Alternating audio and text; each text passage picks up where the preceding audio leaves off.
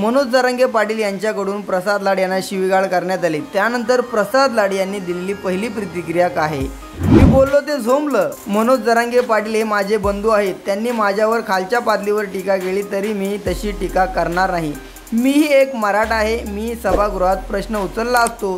त्यांनी माझ्यावर किती टीका करू द्या, मी माझी पातळी अजिबात सोडणार नाही, कारण आमच्यावरती छत्रपती शिवाजी महाराज यांचे संस्कार आहेत, असं म्हणत प्रसाद लाड यांनी मनोज जरांगे पाटील यांना शिवीगाळ केल्यानंतर दिलेली पहिली प्रतिक्रिया आहे। पुढे ते असं म्हणाले की हिम्मत असेल तर त्यांनी आरक्षण या विषयावर माझ्याशी चर्चा करण्यासाठी यावं, पण ती चर्चा त्यांच्या अंतराळी सराटीमध्ये होणार नाही, तर ती चर्चा मंत्रालयात म्हणजे सह्याद्री इथं होईल। पुढे ते म्हणाले देवेंद्र फडणवीस यांनी आरक्षण दिलं, पण केंद्रात पवार आणि उद्धव ठाकरे ते टिकू शकले नाहीत। त्यांना जाब विचारायची हिम्मत जरांगेमध्ये आहे का, असा सवालही प्रसाद लाड यांनी केला।